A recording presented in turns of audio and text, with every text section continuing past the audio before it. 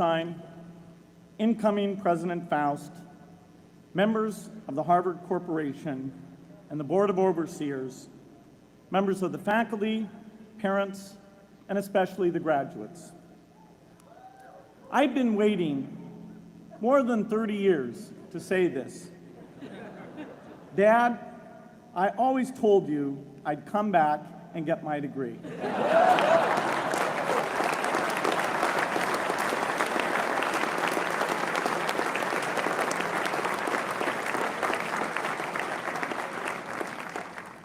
I want to thank Harvard for this honor. I'll be changing my job next year, and it will be nice to finally have a college degree on my resume. I applaud the graduates for taking a much more direct route to your degrees. For my part, I'm just happy that the Crimson called me Harvard's most successful dropout. I guess that makes me valedictorian of my own special class. I did the best of everyone who failed.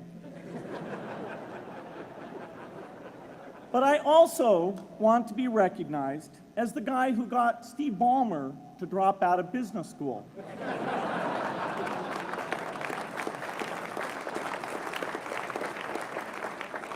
I'm a bad influence. That's why I was invited to speak at your graduation.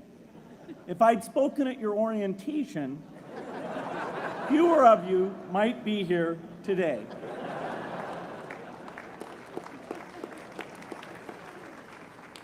Harvard was a phenomenal experience for me. Academic life was fascinating. I used to sit in on lots of classes that I hadn't even signed up for. And dorm life was terrific. I lived up at Radcliffe in Currier House.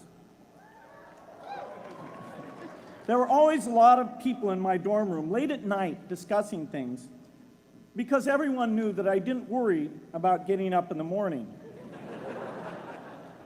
That's how I came to be the leader of the antisocial group.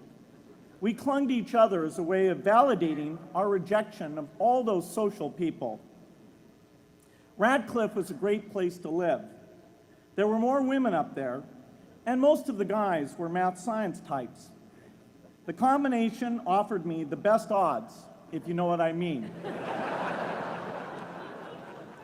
That's where I learned the sad lesson that improving your odds doesn't guarantee success. One of my biggest memories of Harvard came in January 1975, when I made a call from Currier House to a company in Albuquerque, New Mexico, that had begun making the world's first personal computer. I offered to sell them software.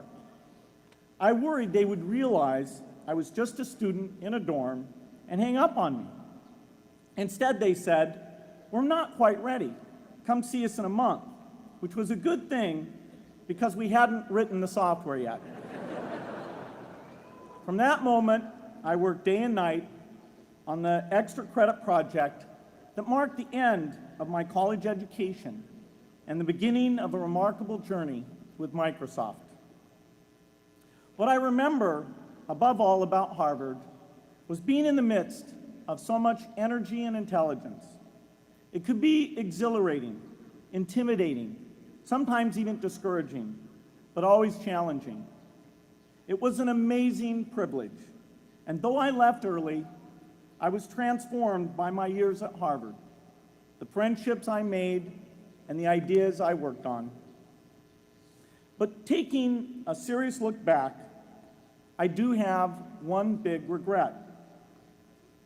I left Harvard with no real awareness of the awful inequities in the world, the appalling disparities of health and wealth and opportunity